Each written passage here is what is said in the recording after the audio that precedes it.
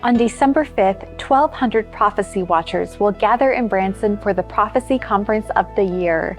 While the event is nearly sold out, you can still join us via live streaming, the next best thing to being there. 22 of America's leading voices will be with us.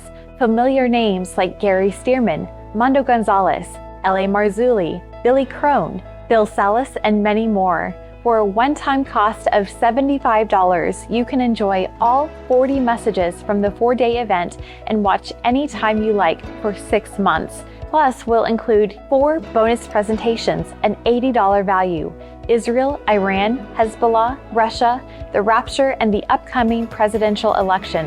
This is the place to be for all the latest end times news. Register for the event online at prophecywatchers.com. Welcome to the program today. Mondo Gonzales here in studio, but I have through Skype our good friend from across the pond, Graham Keelan, and we're going to continue a new series that we've been doing on the Day of the Lord. We appreciate all of you who checked out our previous first session. And here we are, Graham. Welcome back. Hello, Mondo. Good to see you. It's going to be a good time. It's going to be a good time. And for those that missed our first session, I just want to give you a little bit of a backdrop in that in the first session, we spent a lot of time kind of giving some background as it relates to what is the Day of the Lord. The Day of the Lord can be, people are just interested in, well, where is it at? When does it start? What's it like with the tribulation? When does it begin? And all those things. And we're going to get to those. But this is what you're going to call a deep dive. We're going to spend about 10 or 11 sessions, depending on where it leads, getting into some of the real background of what the Day of the Lord is. It's not just some little period of time that's thrown on the end of human history as we know it. And last time we described and we'll have Graham give a little detail about our little recap on the what. But today we're going to get into really the why, the when, and the who of the Day of the Lord. And then, of course, as the series progresses, we'll get into more specifics. But, Graham, for the sake of those that might have missed the first one, or just maybe it's been a while, give us a little recap of understanding what is the Day of the Lord in again, the broadest, most general way. So what we had discussed then, Mondo, and come to a sort of a consensus between the two of us anyway, was that as scholars and theologians see the Day of the Lord, it's the time when God intervenes in human history and to fulfill his purposes for humanity, for the kingdom of heaven. And we've seen that day happens. It breaks through at certain times in history. It's not just one thing at the end of time. We tend to think, like you say, eschatologically all the time. It's the day Lord is this thing at the end of the age. It is for sure, and there's the consummation of the Day of the Lord at the end of the age, but it's not just then. There are incidents which kind of sound like the Day of the Lord, and they don't have the Day of the Lord title, the tag, because that's really, we only find that in the later prophets. So we found out that it's a time of God is bringing punishment, he's bringing vengeance. He's bringing atonement language there. He's bringing restoration. He's bringing his justice. He's bringing his mercy. He's acting sovereignly, in a sense. And I know that's going to make a lot of people happy because some people they're big on the sovereignty of God, right? And I understand that. But God allows his creatures to do their thing, like with his covenant people Israel. He sets them on a course, and then he sees what they're going to do to respond to him. And we see, as we saw last week, we see them drawing further and further away from God. And although he's come near to them, and then so he has to respond almost in his sovereign act then to say, no, I need to correct this. I need to bring you back to myself. And so there's a whole lot involved in the day of the Lord. So is that a good enough recap? Yeah, and I think what you said there, and I'll just put my final thought on this, and then we can move on to the next section, is that theologically, we look in the Bible and we recognize that God works, and you use the word sovereignly, which is good. And the other way that he works is, at least in theological terms, is providentially. And providentially is the idea that where, at least the way it appears to us, that he's stepping back. And he's still, of course, the king. He's never gets off the throne. But he's working from a kind of a back seat, and he's massaging things and he's guiding things from the shadows. But the day of the Lord is not that. The day of the Lord is when God intervenes graphically, very clearly, unmistakably into the affairs of mankind. Certainly that would involve, as you mentioned, the nation of Israel. But then again, as people think in terms, they often just think in the terms of the end of the age, where God, again, will intervene in humanity unmistakably, undeniably. There will be no guessing. And that's why in Revelation 6:17, the people have recognized when the seals are released, the day of the Lord has arrived. I mean, they recognize the first seals and the horsemen as being part of the day of the Lord and the wrath of God as it's appearing. And so, again, unequivocally. But here, this helps us, Graham. God has operated many times through both of these ways in human history. But let's talk about the why. Why the day of the Lord? Why does God operate? Because I think as you and I were discussing, there's a whole backstory here to God's working throughout not just human history, but history in prior to the establishment of the earth. And what we mean by that is in the sense of the angelic realm, which we know Job 38, verse 4 and 5, 6 and 7, all through there, that the angels were around at the foundation of the earth. And so they had some level of pre-existence before Adam was created out of the dust, and yet God was working in his plan there as well. What does that look like? And so as that is an introduction, the day of the Lord is, again, this theme where God intervenes unmistakably. Why does he do that? Let's talk about that. Kind of lead us into the why here. Yeah, so what kind of got me thinking about this again was watching the video you did on for the with Doug Van Dorn and some of the guys there in the Michael Heiser, in defense of Michael Heiser. Now I've read Michael Heiser, I've listened to the podcasts, it's great work, and it kind of got me thinking again about the why question. So I call it. So it's cosmic history. That's the way I refer to it. God's intervening in cosmic history is the day of the Lord, because the backstory is far greater than we think, and very much we tend to think the day of the Lord is going to come because America's going down the pan, or England's going down the pan, or we're doing. There is the wickedness of man. Don't get me wrong. There's man's rebellion, but we have to realize that there was a greater rebellion than even man's rebellion, and the idea then that so if we take the angelic rebellion, for which heaven is still dealing with that. So you mentioned Job and Satan. He comes up before in the divine council. Quite possibly that's what that is. And God says, "Where have you been?"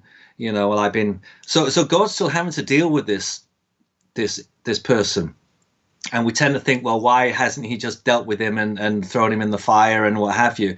But but there's this purpose here in which God is moving. So we have to realize that something went wrong in heaven before it ever went wrong on earth, and and something went wrong in heaven, on earth, and in every realm between. So this is why I call this it's cosmic rebellion, and so it encompasses far more than we can imagine. So, and when we think about that, Mondo, the rebellion begins at the throne of God, right? Yep. So, whether we want to call him Lucifer, we're not going to get into names, or but now he's known as Satan, the one who opposes. So he opposes God on every level. So it begins at the throne of God. And so, we spoke last week about, the idea of the day of the Lord is the idea of renewal and reordering. But because it begins at the throne of God, then this cosmic ordering and renewal actually needs to begin at the throne of God and end at the throne of God as well. So, which is why, we get in the book of Revelation, that final statement right there at the end, behold, I make all things new. So in other words, this is when God is able to sort of, bring it all to a conclusion. And if we think we have been, resisting sin and for all our lives, think about what God has had to put up with. Even with man, we get that statement, my spirit will not always strive with man, for that he is flesh. So God has been working this plan with an enemy that absolutely hates him, detests him. There's no love at all. There's no forgiveness. This is just complete enmity. He is the enemy. He is Ha-Satan, right? And so that's what we're trying to say. There was a divine rebel before there was a human rebel, right? So the human rebel is Adam. But what we see is going to happen is that the narrative is that by tackling the human rebellion first, God is going to overthrow the divine rebellion. And when we talk about divine rebellion, we talk about the rebellion in heaven. Those holy angels who are no longer holy, etc. And then the idea that we hear that God is going to restore Eden to earth. I hear theologians say that quite a lot. That's part of it, but it's not ultimately the end game, as it were. Is that God's purpose is to reorder the entire cosmic governance. That's how I put it. So we have that scripture there in Hebrews. It says, unto the angels he has not subjected the world to come. And that seems to imply then, Mondo, that in this present age, this present cosmic order, the angels are the ones who are ruling. So in other words, God has to somehow bring this whole thing to a conclusion where the angels are brought with him. So you have the idea with Jesus, he's being, to unite all things in him, both in heaven and in earth. So what's going on here is massively huge. It is just, and we see, we are but a small, maybe we're a major part of it, but in our individual lives, we're just a small. We're looking through a glass darkly, as Paul says. You want to say something to that? I will, because I think as you were talking, I'm reminded that at a human level, the day of the Lord, especially for a believer, is very. God expects it to be very personal, because in the Scripture, in the Psalms, we see it in Revelation 6:9 with the fifth seal, the martyrs. How often do we read in the Bible where the human one who is suffering evil, which again is the ultimate consequence of the first rebellion, the non-human rebellion, which then led to the rebellion in Genesis 3, is this: how long, O Lord? How long, O Lord, until you avenge, until you rectify, until you bring the culmination of God's judgment? Because as you said, the day of the Lord has a lot of different nuances to it.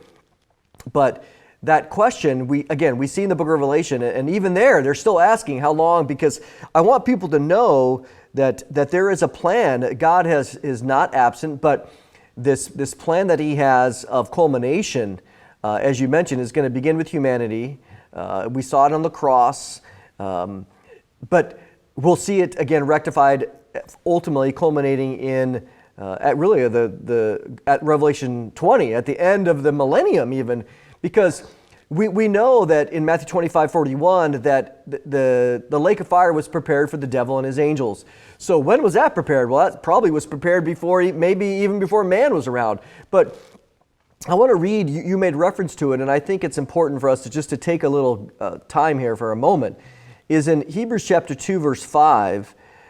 He's writing, he says, "For it was not to angels that God subjected the world to come." The Ha'olam Haba, this is a very Jewish phrase, Hebrew phrase, even to Messianic Jews, Messianic Jews, but even to Orthodox religious Jews today, they don't talk about heaven necessarily. They talk about the world to come. So this is a book to the Hebrews. He's using that phraseology. God has not subjected the world to come to angels, of which he is speaking, and he quotes Psalm 8. He says, "Now in putting everything," verse 8, "in subjection to him, he left nothing outside his control." Also, I want to read another passage here, which I think is helpful because you made reference to it and we can expand on it, is in 1 Corinthians 6, verse 2, he's talking to the believers, the church, about not going to court against one another. And then he brings up this phraseology, "Or do you not know that the saints will judge the world or adjudicate the world? And if the world is to be judged by you, are you so incompetent to try trivial cases? Do you not know that we are to judge angels? How much more than matters pertaining to this life?" And so I find it interesting that when we think about God's, what you just referenced, part of the culmination is that recognizing that the current system has angelic rulers. Daniel chapter 10, the princes, the chief princes, rulers, the principalities, the powers in Ephesians 6. So we have all this there, but God says, hey, there's coming a time when humans will be adjudicating or governing angels. Well, that's very fascinating, but right now, it's not now. That's the world to come. And so that's God's way, part of his day of the Lord, intruding in and bringing the solution to the why. I mean, that's really what we're talking about, is the why of the day of the Lord, and this helps us understand that. Yeah, and so, yeah, like you were saying, that the problem doesn't truly get fixed, and problem is a cosmic understatement, right? But the problem doesn't truly get fixed until the end of the millennium. And we might ask, well, why does God take so long? Well, we know why. It gives us an indication, is that God could have treated man, rebellious man, the way he treated rebellious angels. There's no forgiveness, no repentance. Mm-hmm. That's it. I beheld Satan fall as lightning, etc. And the fire is prepared for him, like you were saying.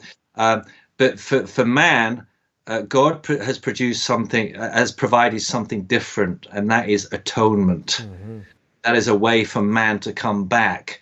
But it's not just coming back to him like Adam.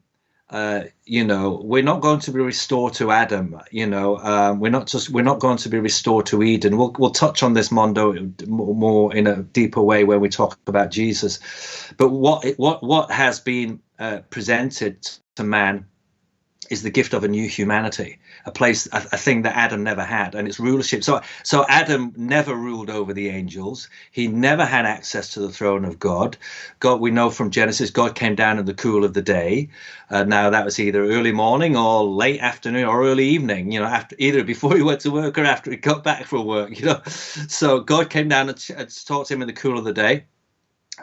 That's how he had the communion. He had access to God, don't get me wrong, but he didn't have access to the heavenly realms. But we see something entirely different with the second Adam. And so what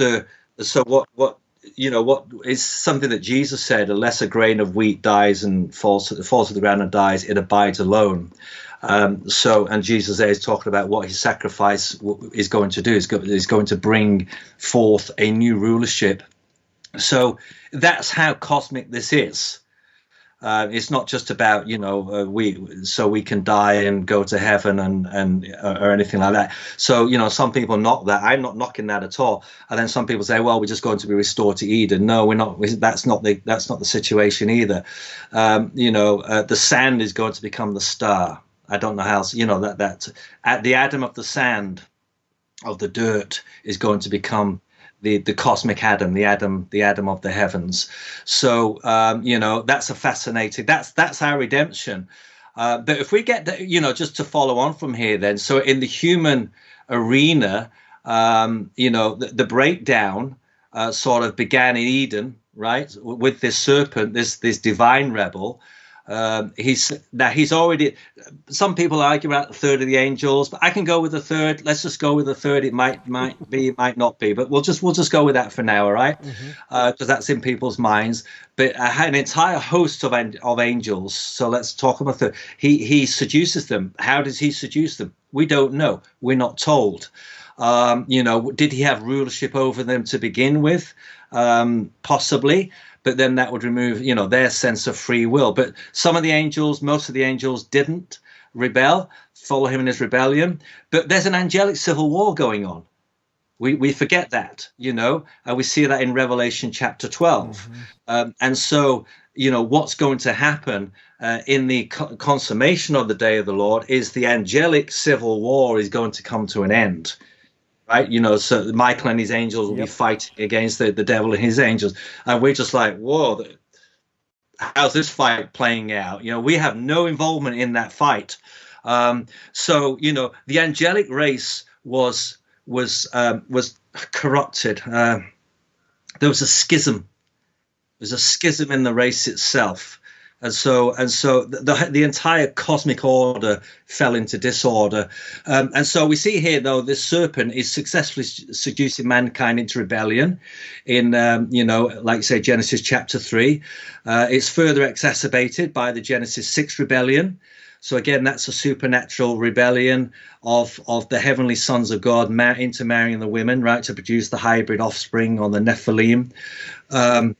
And then it kind of reaches its denouement with the rebellion at Babel. So, and Michael Heiser was great in bringing out those three rebellions, the first, the second, and the third. I mean, just as an aside here, is that people think, I know you were doing that rebuttal for him, and, people were saying he's made it all up. I did a manuscript. This is 1996, Mondo, The Days of Noah. And then I changed it to the image of the beast, because I'd always understood Genesis 6 to be the to be what the text says it was going to be. It's the sons of God intermarrying, with human women and producing the hybrid. Well, I was sat downstairs, so a long time ago now, and I was leaning back on the outside of my chair. I was leaning back, and I thought I should read Matthew 24 again about the days of Noah, and I just saw as it was in the days of Noah, and I nearly fell off my chair because it just like hit me about, well, that's Nephilim stuff. That's and I wrote this manuscript out of that, because I'd never heard anybody talk about it, and then I remember showing it to the pastor, and I kind of I got shot down in flames somewhat. But I remember I taught at a Bible school, Mondo, and I tried to bring up just some of the Genesis 6, rebellion, saying that there were two different ideas, the sons of Seth or what have you. And that was many years later. That was in the 2010s, and I was shot down in flames there as well. But the point being, just I didn't get this from Michael Heiser, but thankfully his work has enabled me to fill out the sort of the story. And the first person I heard mention this was Chuck Missler. It's about 10 years later. He was on a Christian television channel. It was about 10 years later, and I thought, he believes what I believe. I can't believe it. Mm-hmm. So, the text, the point I'm saying to all that is the text speaks for itself if you just let the text speak for itself. And that's something that Heiser taught us to do, taught me to do anyway, especially. So we have the Genesis 6 rebellion. the sons of God, and then it's the rebellion at Babel. And really, what's happening here, Mondo, is that God is really executing His judgment by bringing like the final disordering of the sons of Adam, scattering them across the earth into different tongues and families. But then He brings another aspect in, and that's what we're talking about. He brings the aspect of atonement in, which the heavenly angelic rebellion, that those who participate don't get atonement at all. It's not offered to them. The lake of fire has been produced for them. We might ask why that's the case, Mondo, but I tend to think because they initiated divine rebellion, they were at the throne of God. Mm-hmm. They were actually there. Direct. I mean, you can't go higher than, if you're in the Oval Office, right, and you're, that's to be in that place rather than being a disgruntled, American somewhere in the Midwest, somewhere on your farm. It's a different. So they are at the throne of God, and they see who God is. They see His majesty. They see He's the Creator, and they rebel against Him. And He says, and that is when then God has to affect this plan to bring about cosmic reordering, and it has to be in heaven, and it has to be then on earth as well. And then He is going to bring this about by bringing about a new race of people, of beings in His image. We are those beings to take a place in, like you were reading, above the angels. It's phenomenal. It's phenomenal when you think about it. It's absolutely, and one man did this, and He did this for all of us. I'm glad you said that, because I want to go back to that Hebrews passage, because there's an interesting little nugget there that is often missed, and it'll be a good segue into the when, because as we look at the when of the day of the Lord, as we were talking, is how long until the culmination? How long the culmination? Well, in the Hebrews 2, talking about the world to come, he says, it has been, this is verse 6 into verse 7 of Hebrews 2. It has been testified somewhere, this is Psalm 8, what is man that you are mindful of him, mankind, or the son of man that you take care of him? You made him for a little while lower than the angels. You have crowned him with glory and honor, putting everything in subjection under his feet. It's interesting here that this Hebrews 2:7, this is a quote. The writer to Hebrews is quoting the Septuagint version, the Greek Old Testament. There's a difference between what you read here and the Hebrew Masoretic text, which is the Hebrew. If people were to go to Psalm 8, there's a phrase that's missing in the Hebrew, which is what our normal English translations have. And I think this was a deliberate modification of the text by the rabbis of the. That's a whole other topic. But how do we know? Well, because when you look at the Septuagint, which was translated in 275 BC, it has this phrase, and the phrase is, "You have made him for a little while lower than the angels." The phrase "little while" is not in the Hebrew. It's been removed. But it is in the Greek. It's here in the New Testament, so this is inspired. What it's saying there is, when we ask the question, when, God says, a little while. A little while. Now that's very subjective and relative. But the point being is that what you said, man was put lower than the angels. A very specific group, not all of them. I don't think Michael the archangel, I don't think he's included here. But there are some angels that are servant angels. You can see this in the Old Testament. But it says here that man was brought for a little while lower than the angels. And then it talks about after the atonement is completed and after the redemption, when we get to our new glorified state for this world to come, we are going to be brought back up to our place that was our original intention before we messed it up through sin. But how long? A little while. And I think that's a phrase that tells us that we're going to be brought back up, as you mentioned, to fulfill our destiny. And so, as we think about the when, I mean, we don't want to be windbags and not answer the question.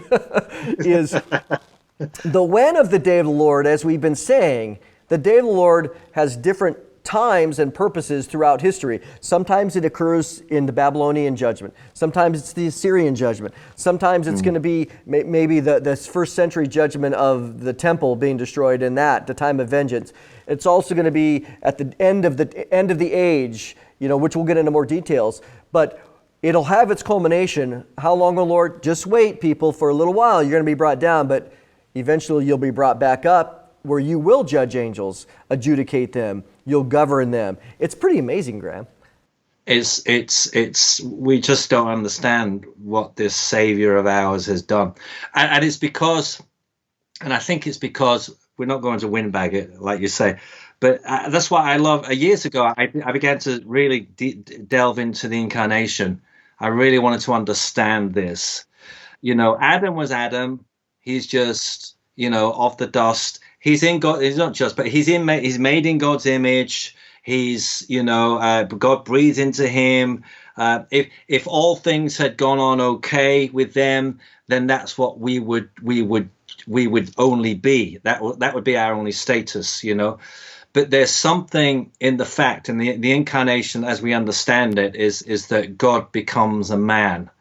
So there is the fact that it's God himself who becomes incarnate. Is the fact that God himself becomes a man actually changed. Now, we could say it was always foreordained, right? I'm not knocking on that. But if we just look at it from the progression through history, the fact that he's become the creature that he created. He's not. That's what Paul are getting on in Hebrews. He doesn't become an angel to help the angels, but he becomes a man. And the fact that God actually takes upon himself the form and the nature of one of his own creations, humankind, means something for humankind. It means something. It means that humanity cannot even, and I cannot get back to that. It means that humanity actually cannot stay in the position of where Adam was. There has to be, because God himself is the man.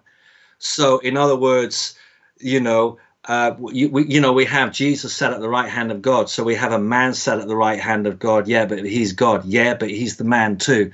The Incarnation is a mystery. That's why they left it. They couldn't define it. They left it as a mystery for us to ponder. But I think, and I think what's happening here is, so when we talk about, what he has done for us, what Jesus did far outdid anything that Satan did in Adam, what God did in Jesus. But this, so the whole idea, just moving on then, I think, is that the when aspect of this. So as I pondered this, I just wrote my own little definition here, description. I wrote here that the day of the Lord in all its iterations, so that you were talking about whether it comes with Babylon or whether Assyria, so in all of its iterations, is the timetable and means by which God is going to bring about this cosmic renewal and reordering whilst completing atonement for the sons and daughters of Adam. So again, God has got the long view in mind. He's got eternity in mind. He's creating a world which is never going to go wrong again. Mm-hmm. He has to have a rulership in that kingdom which is secure, which will never be subject to any rebellion like the angelic. This is it. So Jesus has to prove his sonship to his Father. He has to prove it to the angels. He has to prove it. He has to show that he is going to be the completely, totally obedient son, because God had one of those and he rebelled against him. Mm-hmm. Lucifer, and then he had another one, Adam, and he rebelled against him. So Jesus comes to the redemption is phenomenal. So this is what the day of the Lord is. Every time God is working, he's not just getting mad at people, Mondo. It says he's jealous. He's a jealous God because he's jealous for his image and he's jealous for his plan, and he's set the plan in motion and he's striving with man. And he says there in Genesis, but my spirit will not strive with man forever. So there's an allocated time. But in this allocated time, you have these day of the Lord events. And then from Babel, then it's interesting that from the time of from Babel, the dispersion there is that the narrative switches to a man, an idol worshiper in Mesopotamia, named Abraham, right? Yeah, named Abraham. Said, okay, you're going to be the guy. I've got a plan. You're going to be the guy I'm going to begin to work this plan through, and Abraham's like, he's still worshiping his father's idols, and he's getting dreams, and he said, okay, and so God initiates this, and for what's God doing? He's raising up a family, or he will choose the family of Abraham to raise up a redeemer to, as Paul tells us, to reconcile all things in him, both in heaven and on earth. It's not just the earthly that has to be reconciled. The heavenly has to be reconciled. Everything. And that's why we see at the end of this, we see the holy city coming down from heaven to earth. So it's language there, which the picture is so big. We could just go on and on and on. I don't know if you wanted to say something to that. I just want to read another portion of scripture that people can grasp the gravity of what this plan involves, and especially you made a reference to that. We know this in the sense of Genesis 6, the sons of God, that there's this group of non-humans that have the title, the sons of God. And we think about those sons, many of those sons rebelled. And then, of course, Adam, being a direct creation, also rebelled. But it's interesting, so in Romans 8, it's talking about this, and it says, and if children of God, then heirs. We are heirs of God, and we are fellow heirs with Christ, provided that we suffer with him in order that we may also be glorified with him. So part of the glory that we're going to get involves suffering, just like Jesus. Good enough for Jesus, good enough for us. So we live in the current time frame a little while, which involves adversity, it involves trouble, it involves death, it involves sickness for a little while. But this is part of the suffering that we do in anticipation of the glory. Jesus, our master, was the same. He says in verse 18, for I consider that the sufferings of this present time are not worth comparing with the glory that is to be revealed to us. For the creation, talking about cosmic, this isn't just the earth, this is the stars, I see them all the time. This is the creation, the universe. For the creation waits with eager longing for the revealing of the sons of God. There's that phrase again.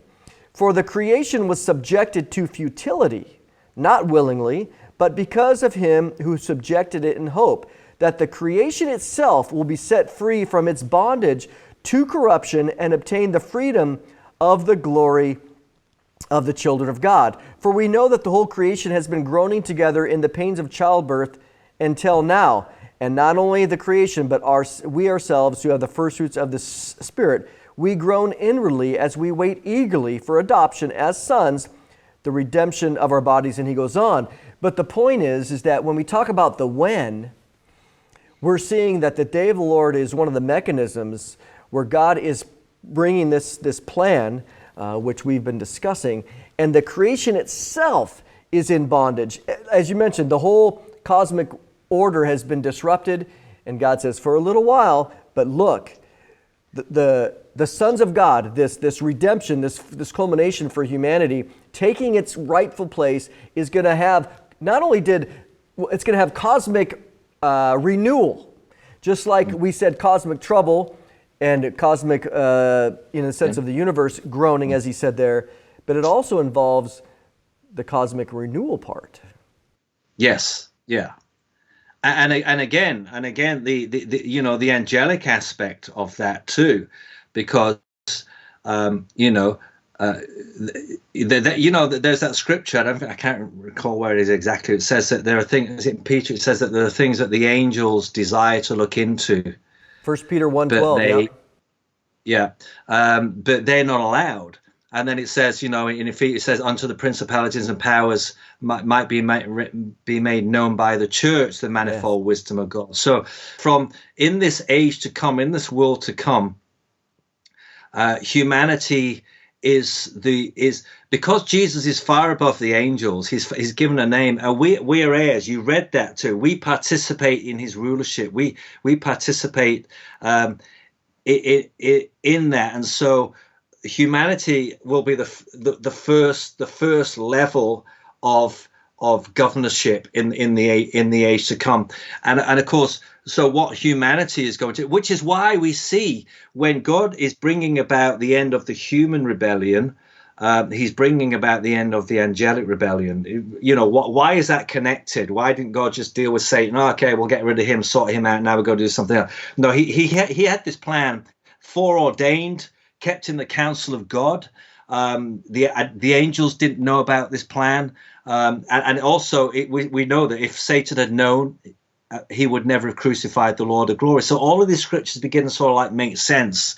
But this day of the Lord, then, Mondo, like you say, it's almost a violent and a deliberate interjection in correcting a course, keeping the plan true.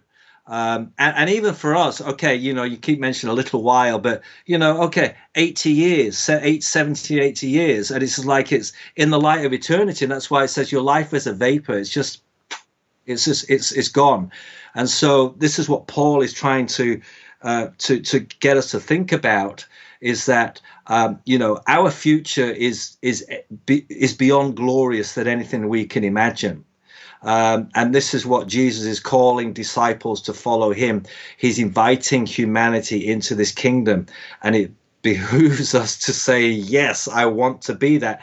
And then it says, we will shine like the stars of heaven. We will shine in you know, as the star. So we have cosmic place. We're in the divine place of cosmic rulership. But what's interesting here is that, so it begins with Abraham. And then, another when, and we discussed this last week, was what I call the Exodus. Well, it's called the Exodus, and what I call the Exodus. But when I began to look at that, you see here that Israel, so, you know, as a family, Abraham's called as a family, but Israel only becomes a national family when it's delivered out of Israel, out of Egypt. And that's what I understand as an initial day of the Lord event. All right. So God, through the supernatural power in heaven, and under God's rod of authority that he gives to Moses, God enacts judgments upon what? We're told upon the gods of Egypt, right? He's exercising not just on Pharaoh and his ruler, but the gods of Egypt. And within that judgment, then he makes atonement for Abraham's family and any who would join them, right? If Egyptians wanted to join them, they could join them through this Passover sacrifice. And he's delivering their firstborn from death, and he's bringing them to the fearful mountain, right? We get that in Hebrews, of his presence, which is enveloped in smoke and cloud. It burns with fire. There's trumpet blasts. There's a sapphire floor. God comes down. He walks on them. He eats with them. It's just chaos. It's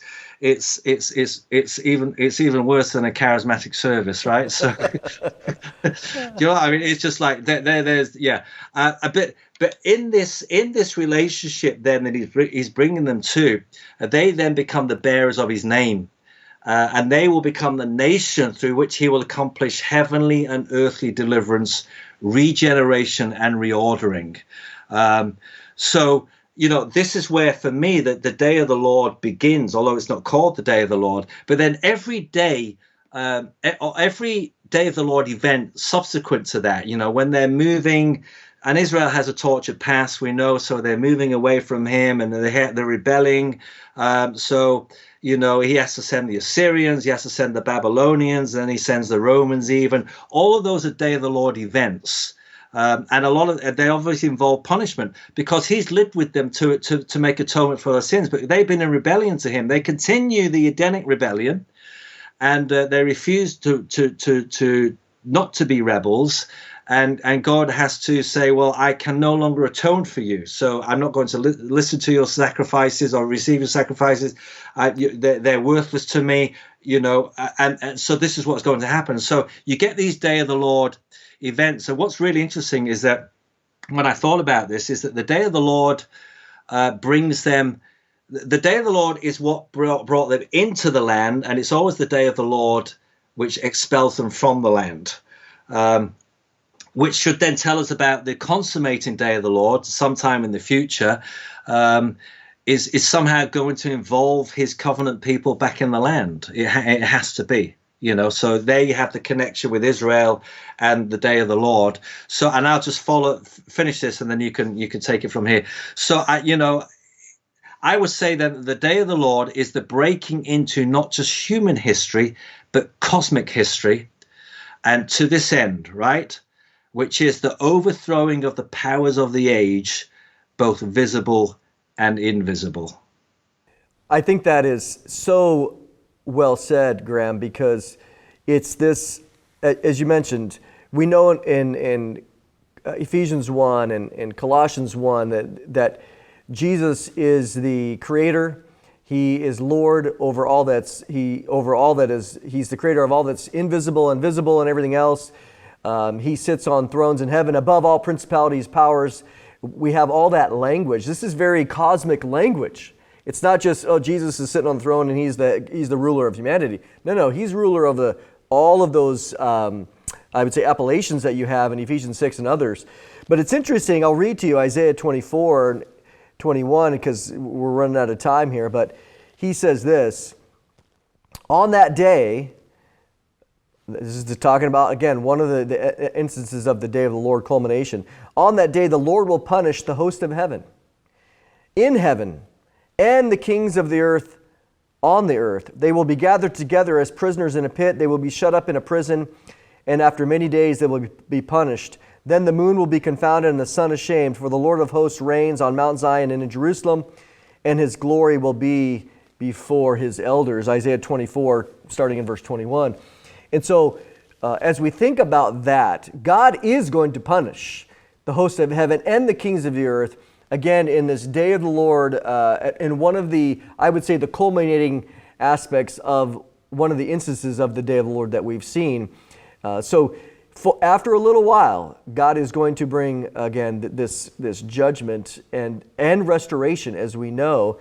And so, as we think, here we are, Graham, we're talking about, the why, the when, and the who. Looks like we're going to have to get to the who next time. But nevertheless, I hope that people grasp here that the day of the Lord as a why and as the when is very complex, but it's also extremely pervasive. So last thoughts here about what we've covered today and maybe even where we're going next time. Okay, so our intention is certainly as we've discussed this before we do the broadcast, is to build the cosmic picture, and it takes time to do that. We're not really here trying to figure out Daniel's 70 weeks. That's not really the purpose of what we want to do here. Is that what's the grand narrative? What's the meta narrative of the Bible, as the theologians call it? So, and I think we've begun to explore that, and we could just do sessions and sessions and sessions on that, right? Because it's so huge, and it feeds into everything that we think about Jesus. But then when we understand this, we think about Jesus entirely differently. As I began to sort of look at this some years back, and I began to build a deeper understanding of this atonement language. What does it mean to be God incarnate? What does that do for humanity, etc.? That one man, Mondo, carries all of this on his shoulders, right? Because we're all wretched, we can't do anything, and he doesn't have to do it. But the Father sends him, and he is going to be the obedient Son, and that to bring about the Father's will. He says, I don't do anything that I don't see my Father do, or say anything I don't hear him say. I do not speak on my own. The works that I do, it's the Father working in me. We understand begin to understand what Jesus is saying, which is where we will go next week for the who, because who is bringing the day of the Lord, right? We know that the day of the Lord comes from heaven. Heaven brings the day of the Lord because heaven is above earth. So there has to be somebody from heaven who is going to bring this into the earth. But the way he brings it into the earth is by being born as a baby in the womb of a woman. It's just so. But again, just things that we can consider, contemplate, and we realize how great a salvation. That's what he's getting at in Hebrews. How shall we escape if we neglect so great a salvation? And we actually, we don't understand what that salvation is. But hopefully we can begin to say, oh, okay, is this what it's about? Because we've kind of set the stage. We sort of like, it's, when you have a theater, the production, you need the backdrop, you need all the actors, you need all the players. And hopefully we've introduced some of those into this story, and we can now take it into maybe, into our own redemption, humanity's redemption, and how he brings the day of the Lord. Amen. Well, thank you, Graham. It's always good to chat. And if you've appreciated this series, make sure to subscribe to the channel so you can get updated on it as we're going to continue. There's a lot here, as you can see. We're doing a deep dive, and we want to fully get into, really, I think this is so encouraging for what God has in store for us. Every single one, if you're a believer in Jesus Christ, this is it.